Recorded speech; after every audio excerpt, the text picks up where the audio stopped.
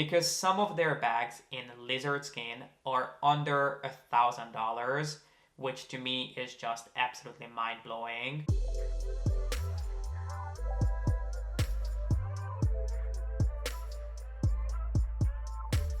Hey guys, my name is G.P.S. and welcome back. I got a comment from one of you guys, from Trixie. I hope you don't mind me naming you, but I really appreciate your comment, asking me if there are any bags currently on my radar. And it got me thinking, and I realized that the only bags that I really mentioned in my official 2021 luxury wish list were all from HERMES, even though there are some other bags that I have been sort of eyeing and I'm not quite sure if I'm going to pick them up, but I thought this would be my chance to share them with you and maybe get your feedback and even introduce you to some bags that perhaps you might have not seen before, because some of these bags that I have been looking at are from more sort of up and coming, lesser known designers, and others are quite understated and I haven't really seen too many people talking about them. But without further ado, let's go ahead and look at some, in my opinion, incredible new luxury bags that are absolutely worth looking at. Let's start with a piece from a brand that needs no introduction, because one of their bags I think has to be one of the most popular entry-level luxury bags, which is the Loewe Puzzle bag. Now, the Loewe Puzzle bag is a design that I've always liked. I've never had anything against it. But it was never really one that I felt inclined to buy. It's one of those pieces that is absolutely amazing if you want to jumpstart your luxury collection, because it's beautifully made, it's an interesting design, but it's quite understated. Yet, if you're a luxury lover, you will immediately know what it is as soon as you see it. So I think it's an amazing bag, but deep down it has always reminded me a little bit of the Hermes Lindy, which has to be my least favorite Hermes bag, so maybe that's why I was never even more invested in it. But we're not here to talk about the puzzle bag, even though they have recently just launched a micro version of it, which you know I have a soft spot for mini and micro bags, especially ones that come with a longer strap, and this one does. But while I was on the Loewe website, actually looking at the mini puzzle bag, I came across another design that I had never seen before, and it's the so-called Flamenco design from Loewe, which is a style that's very much up my alley. It's this extremely simple structure, which essentially just looks like a drawstring pouch made of leather. There is really not much to the design itself. It's really all the features and the details that make this bag extremely special and luxurious. It's cinched in on the top with this really cool leather drawstring with those knotted leather pieces on the two edges, which is quintessentially Loewe. Not to mention that this bag ticks all the boxes when it comes to the current bag trends, considering that it mimics a similar shape to the Bottega pouch. This bag too kind of looks like a pillow, and then when the drawstrings are pulled in, it kind of looks like a cloud, which is everything that bag lovers out there want right now. And I don't even like it because of the trend. I like it because of this extremely casual and effortless shape. I love everything about this bag. I love the sizes that it comes in. I'm currently looking at the mini size. I love the shape. I love the simplicity. And above all, I love the fact that it comes with a removable shoulder strap, which for me is a huge plus. The only downside to this bag is the price tag, because I would love to know if you guys saw this bag in the store. How much would you guess that this bag is? Well, if I saw this bag on the shelf, I would probably say that it's between $800 to $900, but that's far from reality. This bag in the mini size is over $1,700, which if you pick this up in the US with tax is going to be just shy of $2,000, which to me is a little bit insane because Loewe I never really associated with these sort of price tags. The next couple of bags are all from the same brand, and it's actually one that I had never heard of, but discovered through the Net-a-Porter sale of all places. I came across a couple of bags in the sale that I was just absolutely blown away by. So I clicked on to learn about the brand, and the more I learned about them, the more I fell in love with all of their designs. and the brand is called Hunting Season. Now, if you're someone like me that has never seen or heard of this brand, I can pretty much use three words to sum up what the brand stands for. They are extremely simple, timeless, yet modern. Every single one of their bag designs are just so beautifully created and curated.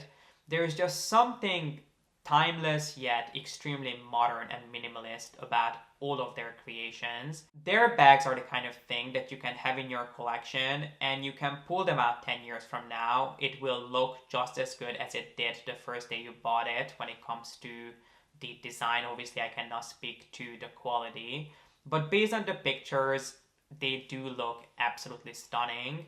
And there are two bags in particular that I have been looking at. One of them is the so-called top handle bag, which is a really timeless and classic shape. They're almost like if HERMES, the Loewe, and then old school Celine sat down and designed a few bags together. All of them are just absolutely breathtaking. So the top handle one comes in three different sizes, a small, a medium, and a large. And it comes in two leather finishes that I have mainly been seeing it in. I've been seeing it in cowhide, which is kind of similar to Swift. And then I've also seen it in a couple of different shades of lizard. And before you think that I'm crazy that I'm recommending you to buy an exotic bag from a brand that you've never even heard of, I would highly suggest that you check out some of their bags in the Net-a-Porter sale. I will have them linked down below in some of the shades that I like the best, because some of their bags in lizard skin are under $1,000, which to me is just absolutely mind-blowing. And there are two more bags, two more styles from the brand that I quite like. They have a trunk bag that's pretty cool, and then they also have a bag called the saddle bag, which does look like a saddle, but not the saddle bag from Dior. It's a much more timeless and simple shape. Both of them I am absolutely in love with. I think the saddle bag wouldn't really be my aesthetic, but the trunks, I think if I'm going to pick up any bags from the brand, it's going to be the trunk bag because they are so incredibly unique and in lizard skin. They are just perfection. And there are two more bags from two different brands that I have been eyeing. One of them is from a brand that I have talked about extensively. And I even did a video comparing and kind of pointing out the obvious, the similarities between this brand and some of Hermes' designs, which is Moynat. And I have been very intrigued to give some of their bags a try. I have had a chance to look at some of them in person, but I have never owned one of their bags. And the only issue with me buying a Moynat bag right now is the fact that there really aren't any Moynat stores near me where I could go to pick up a bag from them. They don't really sell online. They have one website. Well, it's not owned by them, but there is one site that is authorized to sell Moynat bags. So I will have that link down below, but they don't happen to carry the bag that I would be most interested in, which is the Gabrielle clutch bag. The Gabrielle bag is one of Moynat's flagship styles, which comes in a bunch of different sizes and colors, even in different structures.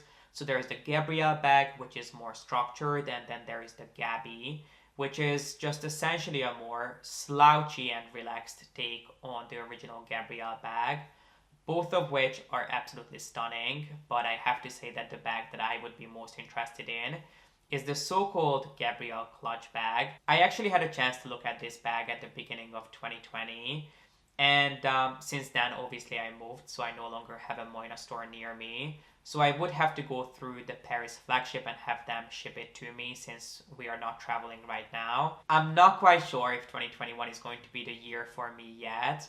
I think maybe if we get to travel again and I'm somewhere where there is a Moynat store, I could absolutely see myself stopping by to have another look at this bag. But do let me know what you guys think. Would you be interested in me reviewing and unboxing this bag? And then the last bag that I wanted to talk about is one that I'm actually having a hard time even mentioning because it's from a brand that I have really never thought I would talk about again, or a brand that I ever thought I would go to buy another bag. If you are into luxury fashion in any capacity, I'm sure you owned one of their bags, a piece of jewelry from them, maybe a pair of shoes or sunglasses. And the brand is Celine. There were two bags that everyone and their dogs owned back in the day, including myself. And yeah, I mean, I just felt that times have changed, the brand couldn't keep up, and then they hired a new artistic director, and they pretty much turned Celine into Saint Laurent 2.0, which definitely didn't convince me, and their quality was never, I think, good enough for them to charge the prices that they do. But I came across this bag on their website, which is limited edition, and I have no doubt if stores were still open, people would be going crazy for this bag, and there's no chance you would be able to get it if this is something that would be sold in stores.